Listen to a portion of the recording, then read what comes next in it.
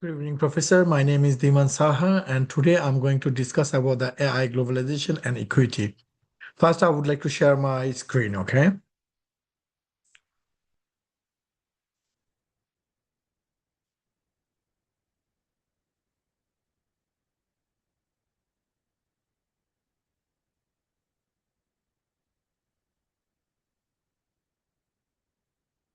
Okay.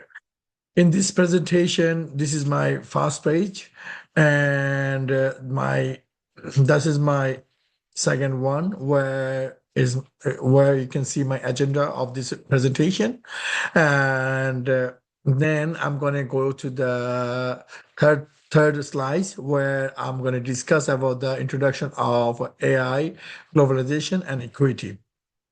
In this presentation, we examine the role of artificial intelligence in a global economic development and the equity based on the reading by the Khan and the Koenig and the Sisley. Artificial intelligence is the transforming industry where labor market and the international trade, which means it is a economic, it's a becoming a major factor in globalization. However, the impact of AI is not equal across the countries. Mm. Okay. Develop the country have a more technology, capital, and infrastructure, while the low income countries often lack these resources. Because of this, AI could either reduce the global equity by helping developing country grow faster and increase the equity if only rich country benefited from the automation and technology innovation.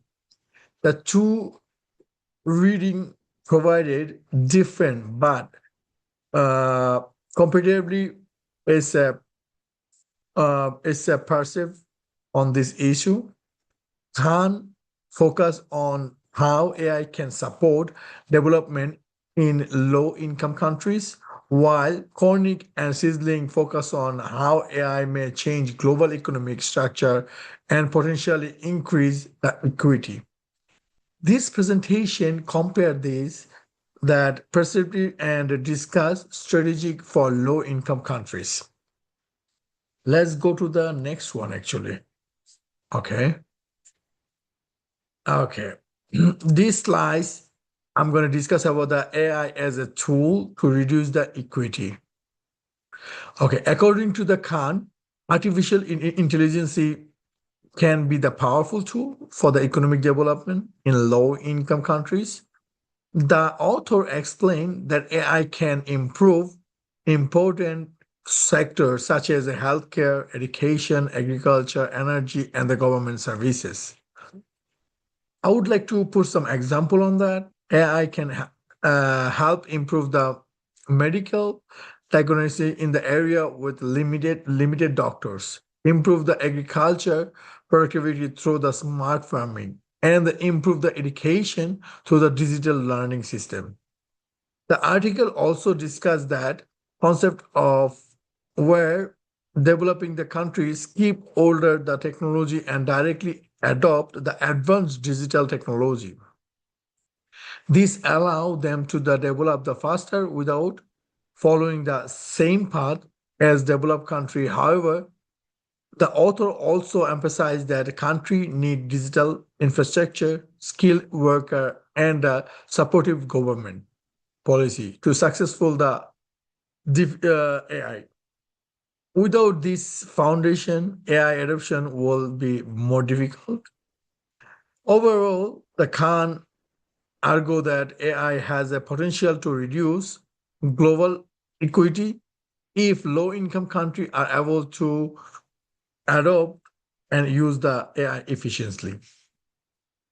Let's go to the next slides. On the next slides, I have discussed about the AI increasing the equity. Koenig and Sizzling present a different perspective. They argue that the AI may actually increase the global equity rather than the reduce it. Their main argument is that AI is a labor-saving technology, meaning it replaces worker with the machine. In the past, developing country had a competitive advantage because of they had a cheap labor and could produce good through manufacturing. However, if production become automated and companies may move to the production back to the development countries where automation technology is available. This could reduce export jobs and economic growth in developing countries. The author also discussed how AI create a winner takes all market where a few large technology companies dominated the whole global markets. These companies are mostly located in development countries. As a result, most of the benefit of AI may not go to the rich countries, increasing global equities. Therefore, they argue that government policies and the international cooperation are necessary to ensure AI benefit developing countries. Let's go to the next slide. In this side, I'm trying to explain about the comparison of both perspectives. When we compare the two reading, we see that they approach artificial intelligence from the different perspective. Khan focus on how AI can use as a development tool in the specific sector, such as agriculture, healthcare, education, and governments. They believe AI can help developing countries grow faster if they adopt the right strategy. On the other hand, if you see the Koenig and Sizzling focus on the global economic system and the how AI affect trades, labor market, and globalization, they are more concerned about the automation, reducing job, and increasing the inequity between the countries. However, both articles agree on one important point, which is the government policy, educations, infrastructure, and the international cooperation are necessary to ensure that AI benefiting the development countries. In other words, artificial intelligence itself is neither good, neither not bad for equity. The impact depends on how country adopt the technology and policy of government implementation. Let's go to the next one. Okay. Now I'm going to discuss on this slides about the strategy for low income countries to the US AI development.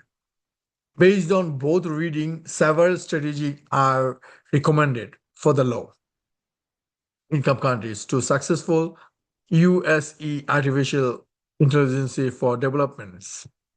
First country need to be invest in digital infrastructure such as internet access, data system, and technology platform. Without infrastructure, AI cannot function effectively.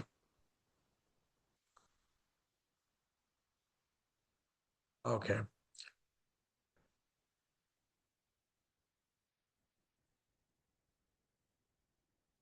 And then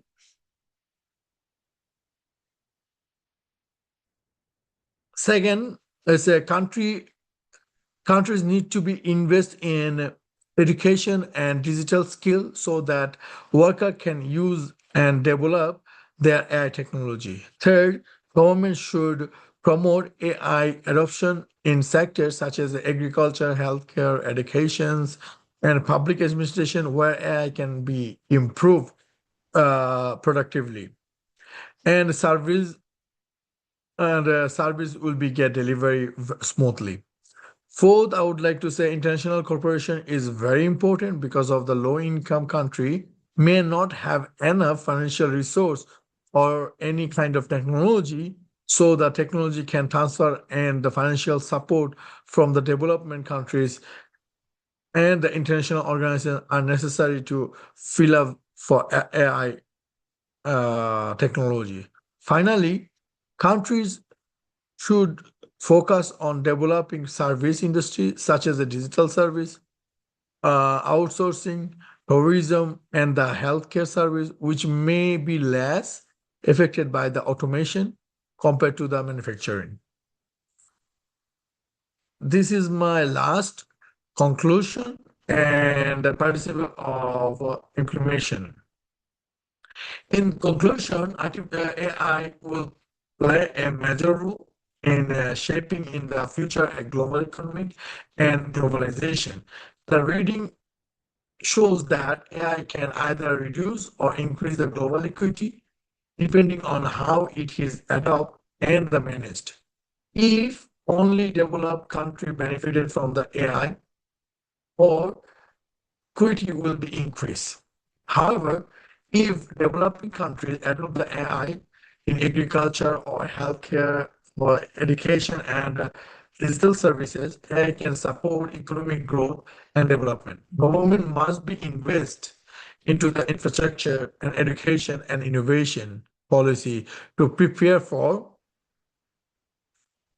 AI-driven economic changes. International international organizations and development countries also have an important role in supporting technology transfer and digital development program. Overall, AI is not just a technology issue, but also an economic and a policy issue too. The future impact of AI on global equity will be depend on government policies and international cooperation and technology adoption strategies. That's all for my presentation, and this is my references. Thank you very much, Professor, for listening to my presentation. Hope you will find out all the information that required for. Thank you.